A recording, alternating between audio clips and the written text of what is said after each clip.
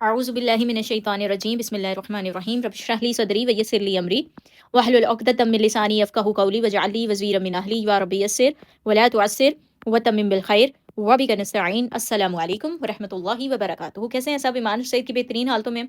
अच्छा, हम जो दुआ आज पढ़ रहे हैं वो कौन सी है कि सुब्हानकल्लाहुम्मा व बिहम्दिका व तबारक अस्मुका व तआला जद्दुका व ला इलाहा गैरुक। अब इसमें से जो पार्ट्स हमने कवर कर लिए हैं वो है सुब्हानका, अल्लाहुम्मा हम पहले ही कवर कर चुके हैं, व बिहम्दिका व तबारक अस्मुका। अब आज की क्लास में हमने ये दो पार्ट जो है ना वो कवर करने हैं। व बिहम्दिका के अंदर देखें कि हमारे पास इधर ना 3 पार्ट्स हैं। एक पार्ट है ये, part number 1, B is the second part, हमद इज द थर्ड पार्ट, का इज द फोर्थ पार्ट। अब वाह क्या है हमारा? वाह इज बेसिकली द कनेक्टर। ठीक है, चीजों को कनेक्ट करने के लिए कनेक्टर। बी क्या है हमारे पास? ये है हमारे पास हरफे जर। हरफे जर का मैंने मेरे ख्याल से आप लोगों को ये बताया है, बा ता काफ लाम वाओ मिन फी अन अला हता इला। परेशानी की बात नहीं, इनको याद नहीं करना आपने, आपको याद करने की जरूरत नहीं है, ग्रामर के स्टूडेंट्स करते हैं। अच्छा, ये वो हरूफ थे जो अभी मैंने आपके सामने पढ़े हैं। इनके बाद जो भी वर्ड आता है ना, जैसे कि यहाँ पे हमारे पास बी आ रहा है तो इसके बाद हमद है। हमद के ऊपर ये ई का जो साइन है ना, ई की हरकत है जर की। ये क्यों है? इसके पीछे रीजन है ये हरफे जर। ये जब भी आते हैं ना तो इसके बाद जो वर्ड आ रहा होता है उसको ये क्या कर देते हैं, हालत जर के अंदर ले आते हैं। तो ये कलेक्टिवली हमारे पास है जार मजरूर का फ्रेगमेंट। ठीक है, जार मजरूर के ये जार है, ये वाला पार्ट क्या है, हरफे जर, और ये इसका मजरूर है। यानी ये इसने ना क्या करना है, बीट करना है।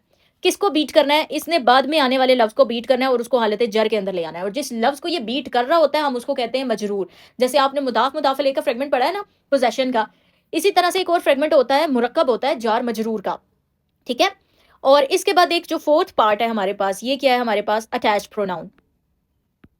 अटैच्ड प्रोनाउन, ये अटैच्ड प्रोनाउन पता किसके इसके लिए? ये अंता के लिए। अंता का मतलब होता है यू। अब इस पूरी फ्रेज को हम कैसे ट्रांसलेट करेंगे? वाह मीन्स एंड, बा का मतलब होता है विद। जैसे आप लोग पढ़ते हैं ना बिस्मिल्लाह, विद द नेम ऑफ अल्लाह, यही है ना। तो बी हमदी एंड विद।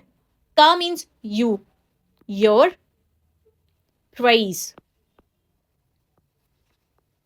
अब यहां पर ना मैं हमद के पार्ट को इधर छोड़ रही हूं, मैं उसको आज की क्लास के अंदर एक्सप्लेन नहीं करूंगी। ये वाला वो पार्ट है जिसको हम अभी कुछ टाइम के लिए छोड़े हैं। हम इसको सूरत अल फातिहा जब स्टडी करेंगे अल्हम्दुलिल्लाह के स्ट्रक्चर के अंदर हमद को डीप डीप लेवल पर इंशाल्लाह एनालाइज करेंगे। तो यहाँ पर हमद का बेसिक मीनिंग क्या है? प्रेज, तारीफ। ठीक है, और इसमें हमारे पास ये मीनिंग क्या बन रहा है?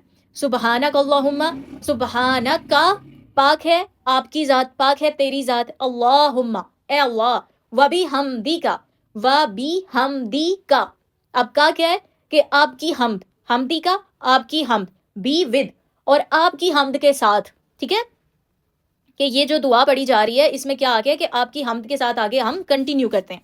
अब इसके बाद हमारे पास जो लफ्ज आ रहा है ना वो है वतबारका।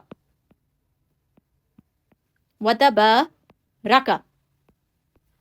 अब यहां पर देखें कुछ चीजें हैं जो कि हमारे पास रिपीट हो रही हैं, जैसे कि वाह और का।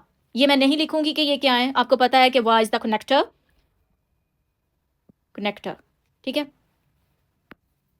इधर आता है कनेक्टर, और का क्या है आपका अटैच प्रोनाउन है। जो प्रोनाउंस है ना मैं आपको एक दफा बता देती हूँ। प्रोनाउंस हमारे पास होते हैं इंडिपेंडेंट होते हैं और अटैच प्रोनाउंस होते हैं। इंडिपेंडेंट कौन से हैं? हुआ हुमा हुम, हिया हुमा हुन्ना, अंता अंतुमा अंतुम, अंती अंतुमा अंतुन्ना, अना नहनु। ठीक है, हुआ means he, Huma means both of them, and हुम मीन्स दे। इसी तरीके से आगे आपका पूरा चार्ट चलता है। अब इनके जो अटैच प्रोनाउंस होते हैं वो कौन से होते हैं? हु ही, हुमा हिमा, हुम हिम, हा हुमा हिमा हुन्ना हिन्ना।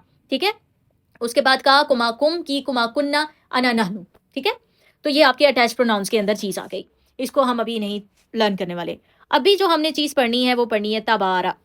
ये तबारा किससे निकला है?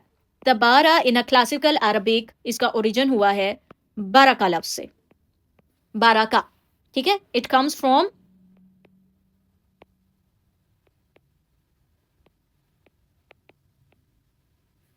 बाराका। ठीक है, अब इसका मीनिंग क्या है हमारे पास? मीनिंग अच्छा, बरका का मतलब जस्ट आपके लिए ना ब्लेसिंग नहीं होता। यानी आपकी लाइफ में कोई अच्छी चीज़ हुई, आपकी लाइफ में अल्लाह ने आपको औलाद अता की, तो वो जस्ट आपके लिए एक ब्लेसिंग, आप उसको ब्लेसिंग कंसिडर करते हैं। अल्लाह ताला ने आपको एक जॉब अता की है, ठीक है? उस जॉब से आप अर्न कर पा रहे हैं और वो जो अर्निंग है, आपके लिए वो ब्लेसिंग है, वो रिज़्क है आपका। बरका का मतलब होता है कि जो आपकी ब्लेसिंग होती है ना, आपका जो रिज़्क होता है, क्योंकि रिज़्क हम हर उस शय को कहते हैं जो नफ़ा बख्श होती है। तो हर वो चीज़ जो नफ़ा बख्श है उसको हम कहते हैं रिस्क। रिस्क के अंदर बरकत का क्या कॉन्सेप्ट है? ब्लेसिंग एवरलास्टिंग, के उसका कोई इख्तिताम ना हो, एवरलास्टिंग। तो यहाँ पर मैं क्या लिख रही हूँ? ब्लेसिंग, मिनट में थिकनेस को कम कर रहा हूँ, एवरलास्टिंग, कि ना खत्म होने वाली नेमत या रहमत। अब इसके अलावा ना मैं आपको थोड़ा सा और इसका व्यू देना चाहती हूँ। जो बिरका कहते हैं ना, बिरका, इन अरबिक बिरका कहते हैं एक ह्यूज पॉन्ड को, यानी एक बड़े तालाब को बिरका कहते हैं। आपने क्या देखना है कि यहाँ पर मैंने जो आपको रूट वर्ड बताया वो क्या है? बराका। हमारे पास ना एक रूट वर्ड से नंबर ऑफ डेरिवेटिव्स होते हैं। अब इन डेरिवेटिव्स के अंदर क्या है? पहला डेरिवेटिव है हमारे पास बिरका। बिरका क्या है? अ ह्यूज पॉन्ड, एक बड़ा तालाब। उसके बाद एक और डेरिवेटिव इसके लिए आता है। डेरिवेटिव मतलब एक रूट वर्ड से बनने वाले बेशुमार अल्फाज। तो एक हमारे पास आता है बुरूकुल बाईर। बुरूकुल बाईर का मतलब है कि जो ऊंट होता है ना, उसका एक लंबे टाइम के लिए बैठ जाना। अच्छा, कैमल की एग्जांपल अल्लाह ताला ने ना हमें कुरान में भी दी है, और हमने उसके ऊपर जब तफक्कुर करना है तो हमें बहुत सारी चीज़ें सीखने को मिलती हैं। कैमल बेसिकली ना एक डिग्निफाइड एनिमल है, एक ऐसा एनिमल जिसकी डिग्निटी है, जिसका एक प्राइड है। बात की जाती है ना अक्सर सोसाइटी में मेल प्राइड, मेल ईगो। तो मेल प्राइड क्या होता है कि एक रिस्पेक्ट है, एक बाउंड्री है जिसको क्रॉस ना किया जाए।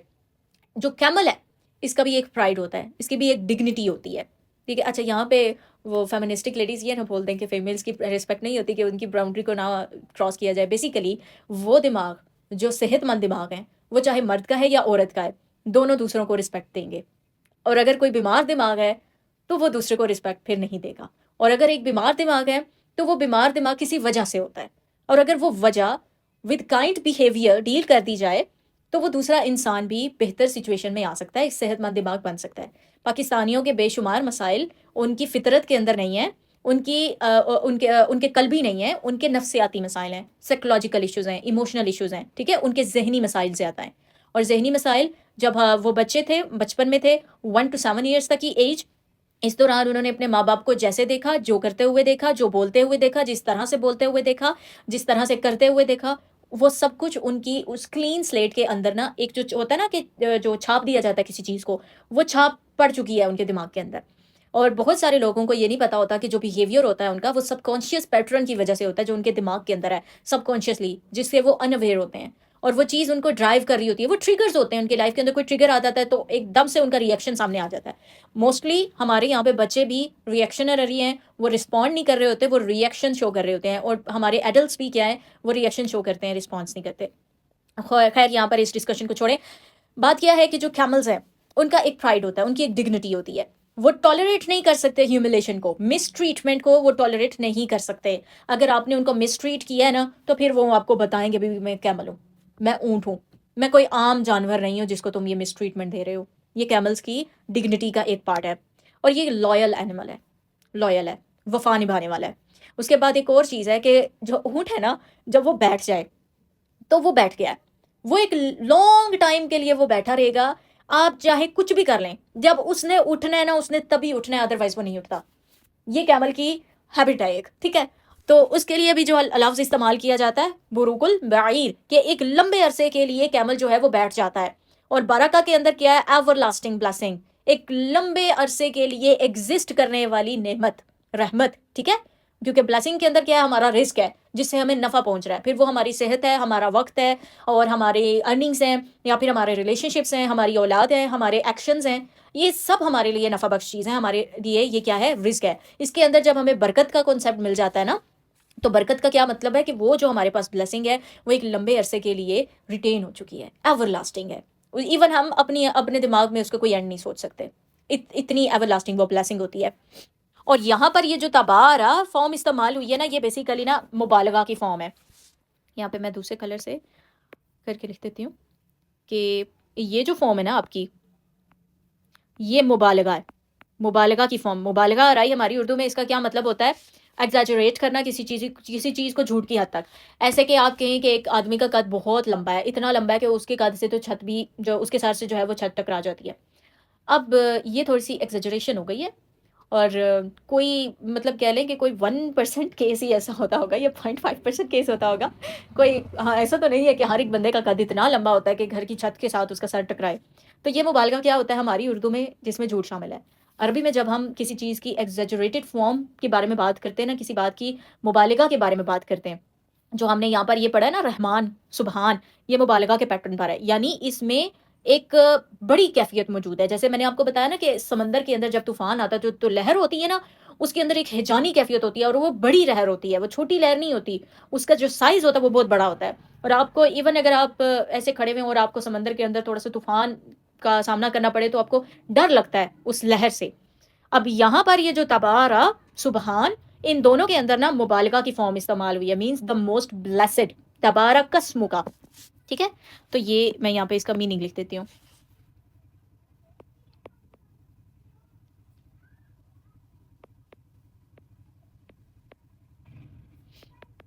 Means the most blessed form. तो आप नोट करें, तो यहाँ पर व तबारक स्मु का, अब ये किसके साथ कनेक्ट कर रहा है लफ्ज़? इन दोनों का आपस में क्या है? कनेक्शन है, मुका। अब यहाँ पर भी वही एनालिसिस आपने करना है, पार्ट्स को अलग कर लेना है। इस्मु और का, ये 2 पार्ट्स हो रहे। का अगेन क्या है? अटैच प्रोनाउन है। और इस्म का मतलब क्या है? नेम। अब इधर मीनिंग क्या बनेगा? With your name,